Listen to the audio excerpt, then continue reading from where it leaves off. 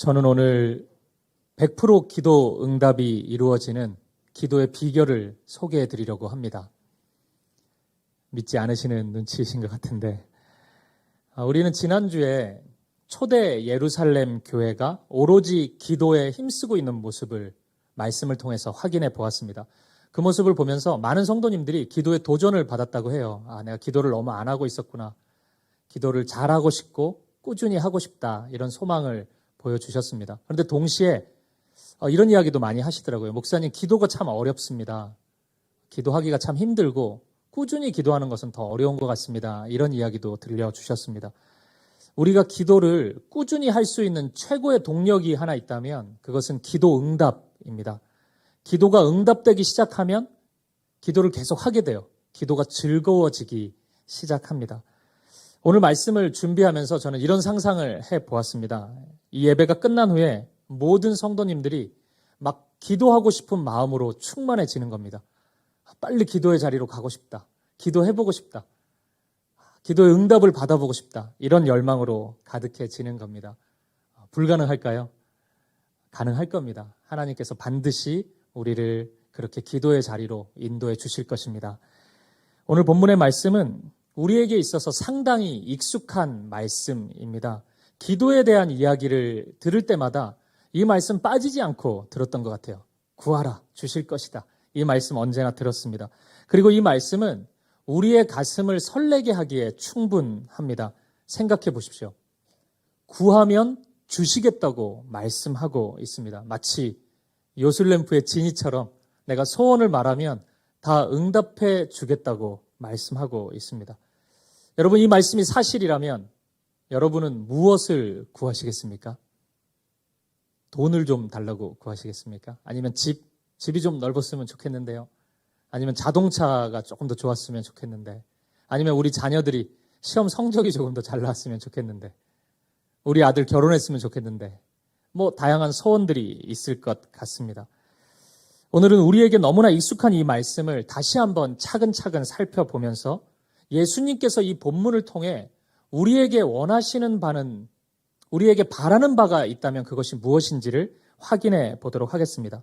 그리고 그렇게 확인된 주님의 마음이 오늘 저와 여러분의 소망이 되고 우리 사김의 교회의 소망이 되어서 우리 모두가 그 바람, 그 기도의 열망으로 기도의 자리로 나아갈 수 있기를 간절히 축복합니다. 먼저 우리가 기대하는 것처럼 오늘 본문이 무엇이든 구하는 것은 다 주겠다는 말씀이라면 두 가지 조건이 충족되어야 합니다. 첫 번째는 이 말씀을 하시는 주님이, 하나님이 그런 능력이 있는 분이어야 합니다. 내게 구하라, 줄게 이렇게 말씀해놓고 그 말씀을 주시는 분이 그 능력이 없어요. 줄 능력이 없어요. 가지고 있지를 않아요. 그러면 너무 허무하지 않습니까? 하나님이 그런 능력이 있어야지 우리의 기대를 만족시킬 수 있습니다. 그리고 두 번째 조건은 이것은 하나님의 성품과 관련된 것입니다. 하나님이 그런 능력이 있다 하더라도 과연 하나님이 그런 식으로 구하는 것을 정말 다 주시는 분이시냐 하는 문제입니다. 저는 아들 둘이 있는데 첫째와 둘째 나이 차이가 좀 있습니다. 그래서 둘째는 좀 어린데 초등학교 2학년입니다. 이놈이 원하는 게 가끔씩 생겨요. 그러면은 그것을 원하는 대로 잘 받지를 못하다가 어느 순간 그걸 얻어내는 방법을 알아냈습니다. 뭔지 아십니까? 할머니, 할아버지한테 얘기하는 겁니다. 엄마, 아빠한테는 안 먹혀요. 할머니, 할아버지한테 가면은 웬만해서는 다 사줘요. 이거 먹고 싶어요 이러면 먹을 거 다 사주고, 점점 살이 쪄가고 있는데 막 사주고, 장난감 사달라 그러면 사주고, 할머니, 할아버지는 그렇게 이 손주가 예쁜가 봐요. 웬만해서는 다 들어줍니다. 두 번째 조건이 맞으려면 하나님이 이런 분이어야 되죠. 할머니, 할아버지 같은 분이어야 합니다. 성격 좋은 분이어가지고 내가 묻지 않을게. 이건 네가 왜 필요한지 내가 따지지 않는다. 다 줄게. 이런 분이어야 합니다. 이 지점에서 우리는 첫 번째 조건은 만족되는 것을 알 수 있어요. 하나님은 우리에게 무엇이든지 주실 수 있는 분이십니다. 천지 만물을 창조하신 분이시기 때문에, 전능한 분이시기 때문에 하나님은 이 땅의 모든 것을 우리에게 주실 수 있는 분입니다. 그리고 취하실 수도 있는 분입니다. 이 부분은 더 이상 설명이 필요 없습니다. 문제는 두 번째입니다. 하나님의 성품이 그러한가요? 하나님의 성품이 정말 그러신가요? 무엇을 달라고 하는 대로 하나님은 다 주시는 분이신가요? 이게 조금 애매하죠. 하나님이 좋은 분인 거는 확실한데 우리의 삶을 뒤돌아보면은 많이 못 받았잖아요. 지금 원하는 거를. 하나님이 안 주신 게 되게 많죠. 섭섭한 분들이 많으시잖아요. 만약 이 질문에 대해서 그렇습니다. 하나님은 우리 원하는 대로 묻지 않고 다 주시는 분입니다. 이렇게 우리가 확신한다면 오늘 설교는 여기서 끝납니다. 이제 마지막입니다. 우리 구합시다. 리스트 20개씩 다 정리해가지고 간절히 구합시다. 이러면 끝날 것 같은데 이게 끝내기가 좀 힘들어요. 하나님이 정말 그런 분이신가? 정말 원하는 대로 다 주시나? 좀 의문이 있습니다. 만약 아니라면, 우리가 원하는 대로 다 주시는 것은 아니라면 오늘 이 말씀은 어떤 의미일까요? 분명히 구하라고 하셨는데 무엇을 구하라는 말씀일까요? 이 질문에 대한 답을 우리가 찾아보겠습니다. 먼저 확실한 것부터 우리가 확인해 보죠. 그것은 오늘 본문에서 해석이 전혀 필요 없는 한 문장, 구하라입니다. 여기 무슨 해석이 필요하겠습니까? 애매모호한 것이 없습니다. 더군다나 예수님은 지금 그냥 구하라 정도가 아니고 적극적으로 구하라고 말씀합니다. 구하라, 그러면 주겠다.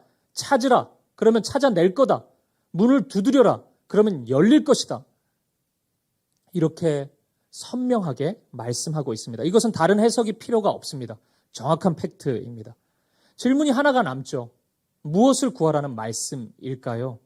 주님은 우리가 무엇을 간구하기를 원하실까요?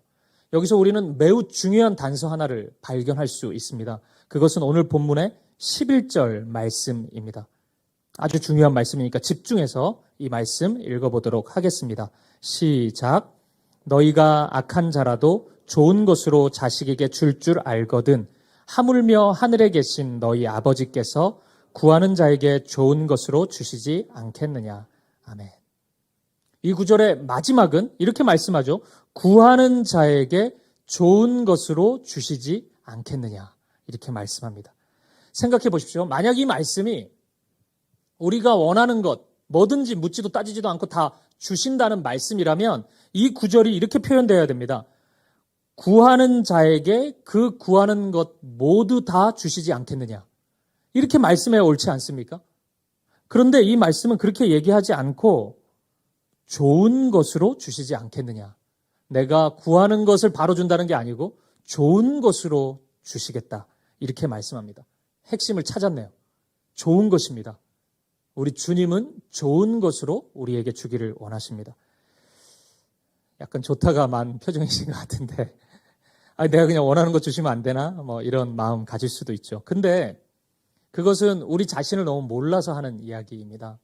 우리는 우리가 진짜 필요한 것이 무엇인지를 정확하게 아는 사람이 아닙니다. 그래서 때때로 우리는 내가 가지지 않아야 될 것을 하나님께 간절히 간구할 때가 있어요.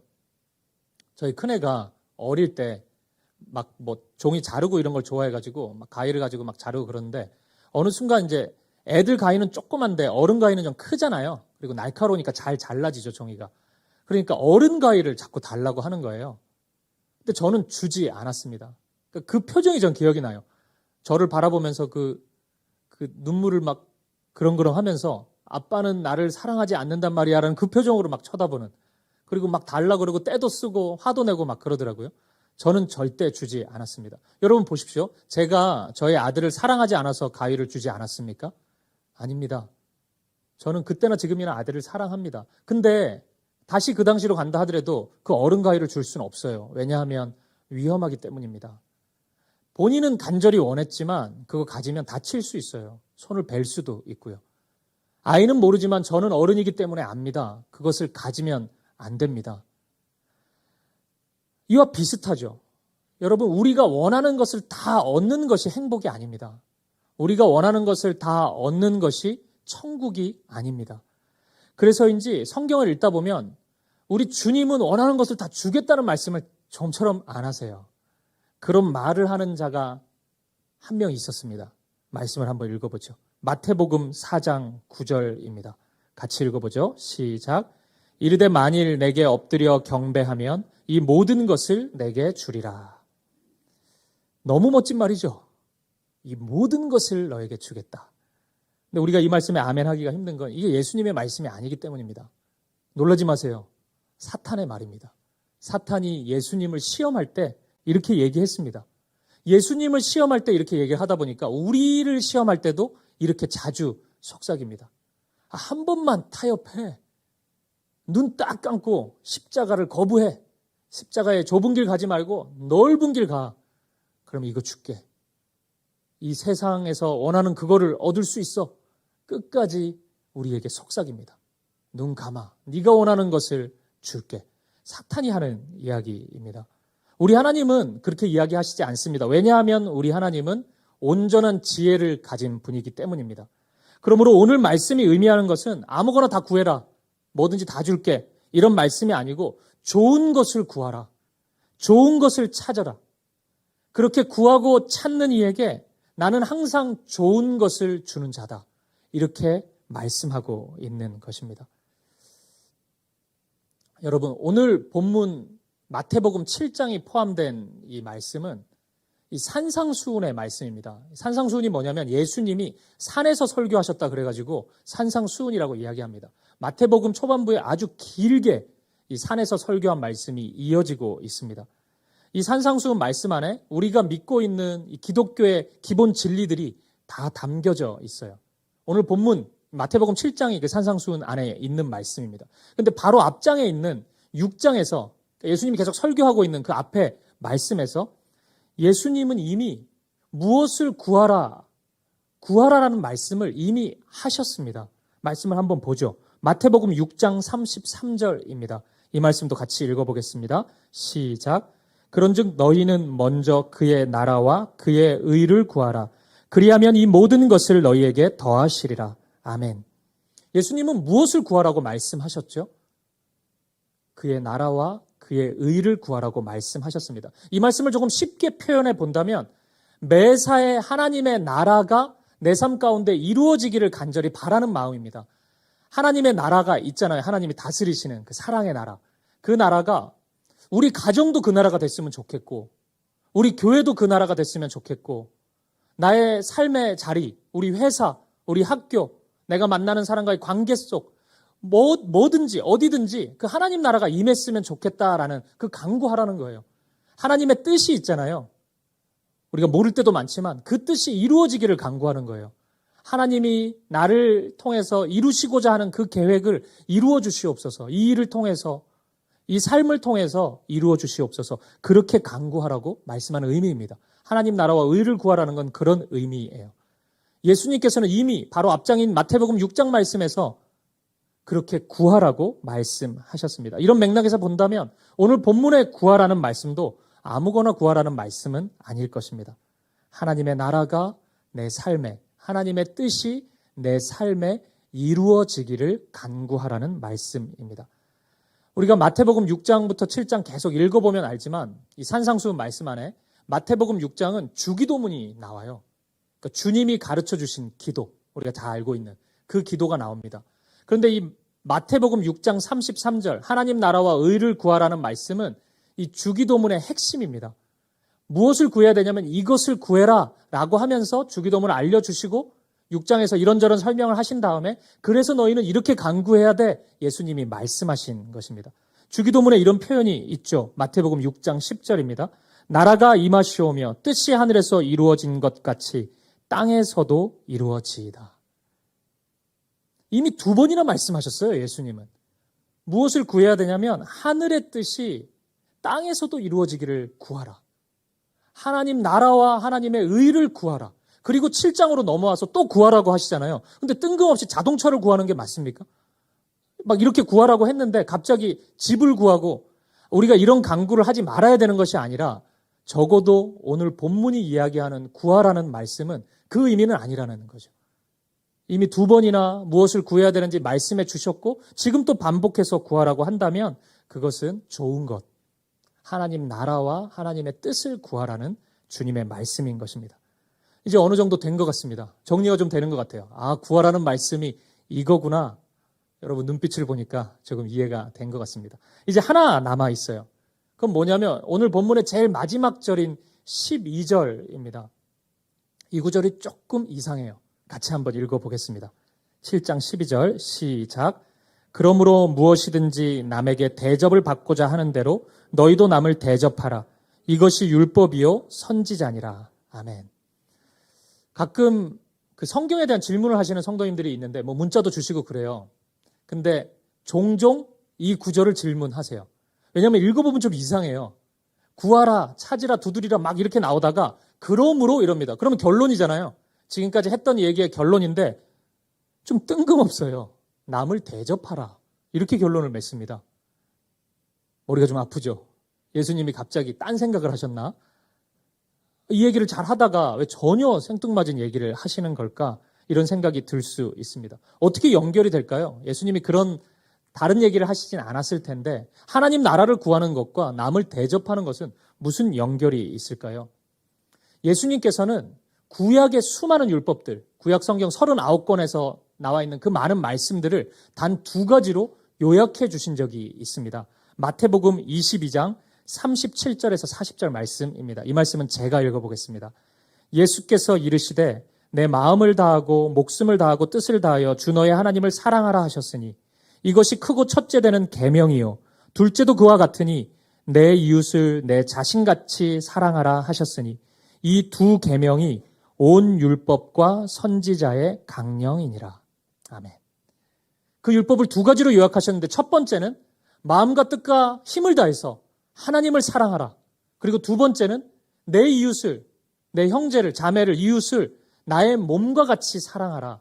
이렇게 말씀하십니다. 그리고 이것이 온 율법의 말씀이고 선지자의 강령, 선지자들이 이 땅에 와서 선포했던 말씀의 핵심이었다. 그렇게 말씀합니다. 여러분 오늘 본문 12절을 다시 기억해 보십시오. 네가 대접받고자 하는 대로 대접하라. 그렇게 말씀한 다음에 마지막에 뭐라고 하죠? 이것이 율법이요 선지자니라. 방금 마태복음 말씀과 똑같죠? 똑같잖아요. 이것이 율법이요 선지자다. 그러면 오늘 말씀은 이런 의미가 될 것 같아요. 율법의 말씀이 첫 번째가 하나님을 사랑하라는 의미였잖아요. 그런데 오늘 본문에서는 너희가 구해야 된다. 무엇을 구해야 되냐면 하나님 나라가 우리의 삶 가운데 임하기를 구해야 된다. 이건 같은 말씀일 가능성이 높습니다. 가만히 생각해 보면 그럴 수밖에 없어요. 여러분 하나님을 사랑하지 않는 사람이 하나님이 다스리시는 사랑의 나라를 꿈꿀 수 있겠습니까? 하나님을 사랑하지 않고 불신해요. 하나님은 뭘 그렇게 좋은 분이야. 막 이렇게 불신하는 사람이 이 기도 드릴 수 있어요? 하나님의 나라가 그분이 다스리시는 나라가 우리 가정에 좀 임했으면 좋겠네. 하나님 그렇게 해주세요. 이런 간구 어색하지 않습니까? 하나님을 사랑하는 사람만이 하나님의 나라를, 하나님의 뜻을 구할 수 있습니다. 그리고 두 번째, 율법이 이웃을 내 몸과 같이 사랑하라고 했습니다. 오늘 본문 12절과 연결이 되네요. 네가 대접받기 원하는 대로 남을 대접하라. 이것은 결국 이웃 사랑의 말씀이죠. 이웃을 내 몸과 같이 사랑하라는 것은 이런 의미겠네요. 내가 대접받고자 하는 대로 대접하라고 지금 본문에서 말씀하시니까 누군가가 있어요. 예를 들어 쓰러진 자가 있다고 해요. 그럼 우리가 그 사람을 보죠. 도와줄까 말까, 사랑할까 말까 망설일 수가 있습니다. 이걸 가정해 보죠. 내가 만약 이 사람의 처지였으면 어떻게 할까요?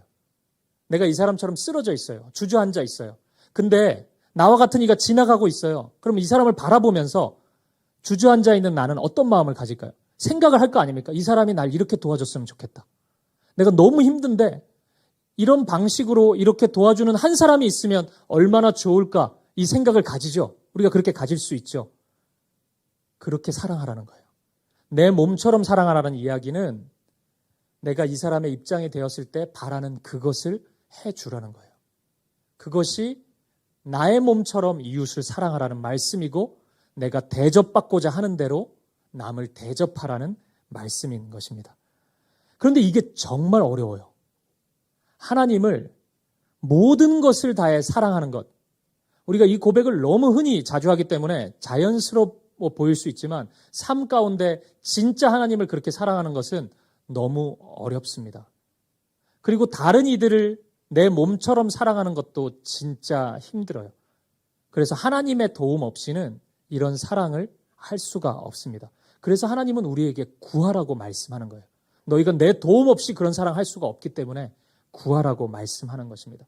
그리고 이것은 하나님이 너무 원하시는 바이기 때문에 구하기만 하면 무조건 주겠다고 약속하고 있는 것입니다. 여기서 중요한 건 무조건입니다. 이걸 봐가면서 주거나 좀 오랜 시간을 걸쳐서 주거나 그게 아니고 무조건 즉시 주겠다는 것입니다.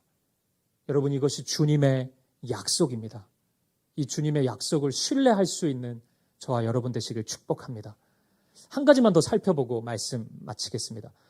누가복음 11장에 가면은 오늘 본문과 똑같은 말씀이 나옵니다. 한 절만 읽어보겠습니다. 누가복음 11장 13절 말씀입니다.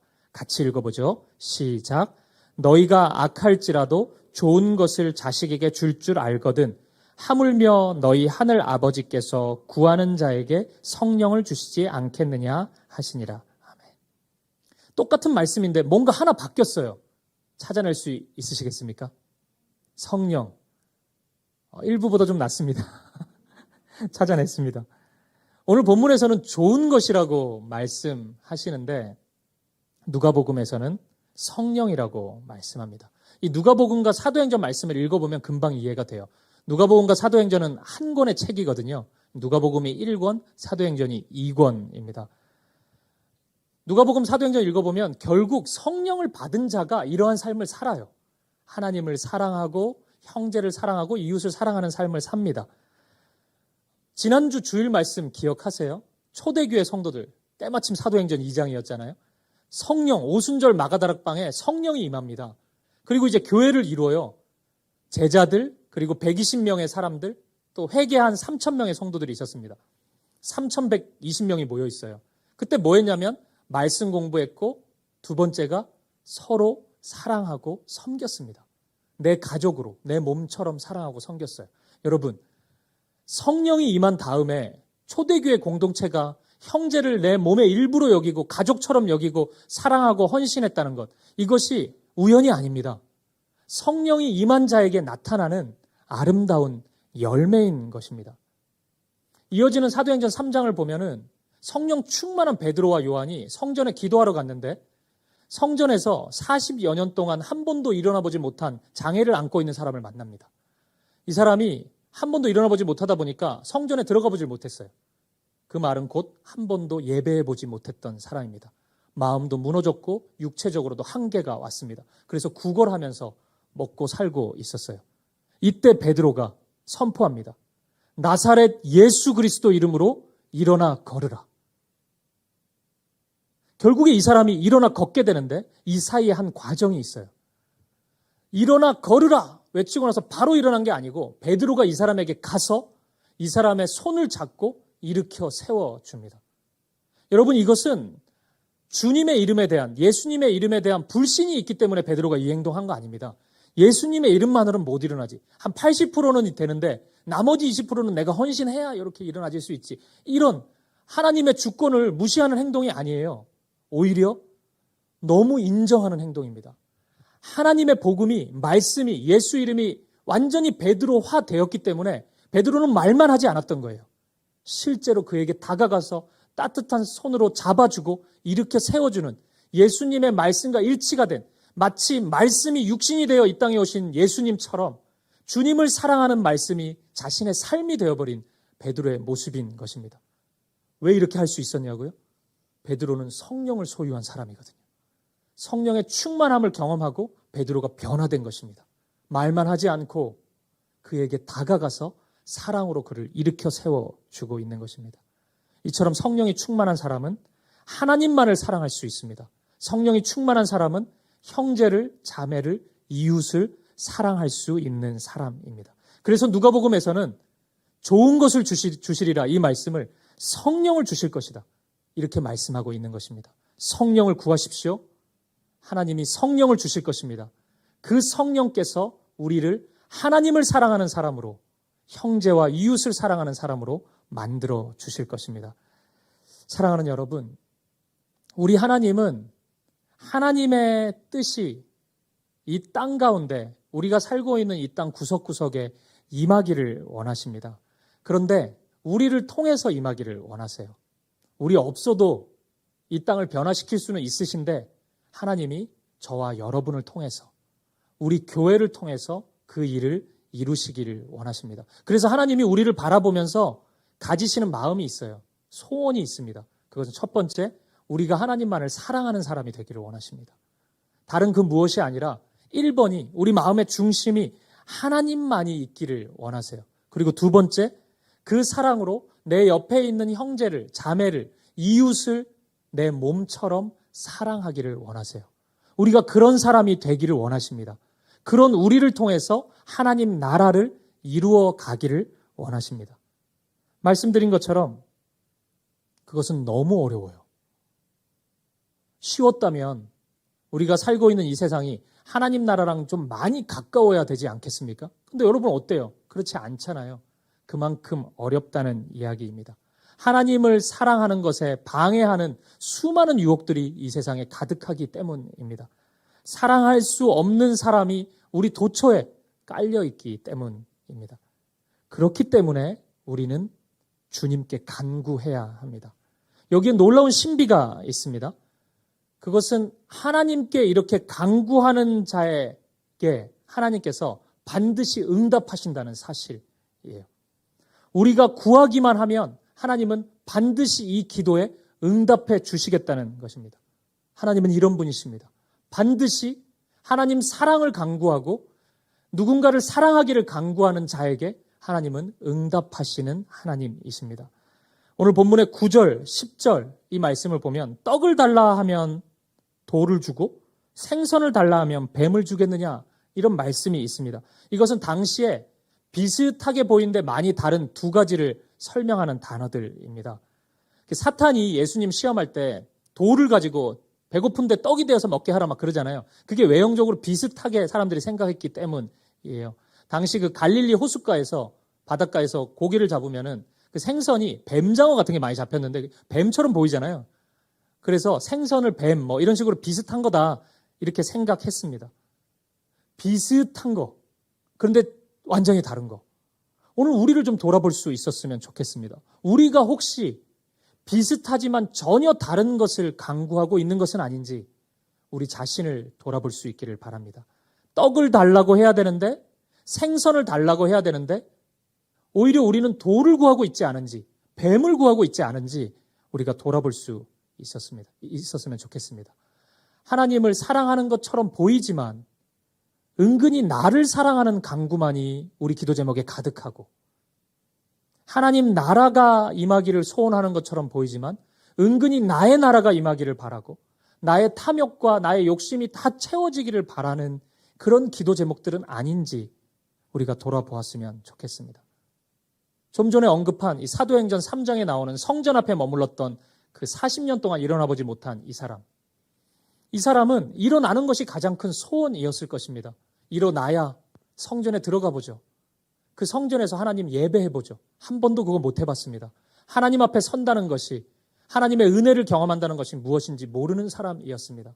그런데 자신의 그 결핍을 해결해 줄 사람이 그 앞에 나타나요. 베드로와 요한입니다. 그럼 됐잖아요. 하나님 일어나 보고 싶습니다. 나도 성전에 가보고 싶습니다. 예배해 보고 싶습니다. 하나님 앞에 선다는 것이 어떤 것인지 알고 싶습니다. 그 간구 드려야 합니다. 그 기도 드려야 합니다. 그런데 이 사람 무슨 간구를 하는지 아십니까? 은과 금을 구합니다. 정말 생뚱맞죠? 우리가 이 상황을, 문맥을 모르면 사람이 은을 구할 수 있지, 금을 구할 수 있지 그렇게 생각할 수 있지만 적어도 이 사람의 처지에서, 이 상황에서 그리고 눈앞에 서 있는 사람이 베드로와 요한이라면 너무 어색해요. 어떻게 그 상황에서 그 하나님 앞에서 은과 금을 구할 수 있습니까? 그것이 자신을 일어나게 해줍니까?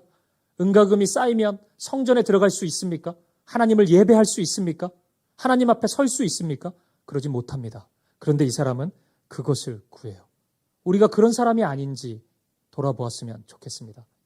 사도행전 3장에 그 영국의 유명한 청교도인 로이드 존스 목사님이 이 말씀을 아주 길게 설교했는데 제가 종종 그것도 패러디해가지고 질문을 드릴 때가 있습니다. 오늘도 한번 질문을 드려볼게요.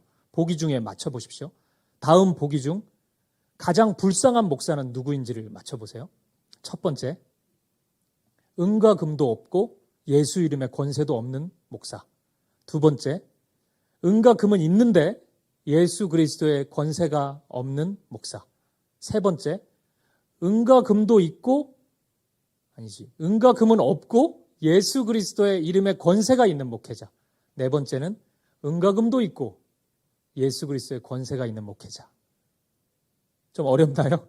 질문을 바꿔볼게요. 누가 제일 행복한 목회자예요? 이 질문을 드릴 때 이 4번에서 가장 오답률이 높습니다. 우리는 이렇게 생각하죠. 은과 금도 있고 예수 이름의 권세도 있고 최고네, 다 가지고 있네. 근데 로이드 존스 목사님은 아니래요. 그 사람이 행복한 목회자가 아니래요. 이것은 이 목사님의 말씀이 그리스도인이 부자가 되면 안 된다 그런 이야기는 아니에요. 우리 마음의 중심을 얘기하는 것입니다. 무엇이 1번인가? 두 주인이 같이 있을 수는 없는 거예요. 예수님도 계시고 세상의 것도 있고 그건 안 되는 거예요. 그런 목회자는 없습니다. 가장 행복한 사람은 예수 그리스도의 이름만 있는 목회자입니다. 가장 불쌍한 사람은 누구예요? 또 오답이 나와요. 돈도 없고 예수 이름도 없고 아무것도 없잖아요. 이 사람 불쌍해 보이죠? 근데 로이드 존스 목사님은 또 아니래요. 아무것도 없는 사람은 그 없는 것 때문에 예수님을 찾을 가능성이 있는데 은과 금이 있고 예수 이름이 없는 자는 그 은과 금 때문에 예수님을 찾지 않을 가능성이 크다는 거예요. 그래서 그가 제일 불쌍한 사람이라는 거예요. 여러분, 목회자가 이런 사람이라면 우리도 마찬가지라고 생각합니다. 우리도 그럴 수 있습니다.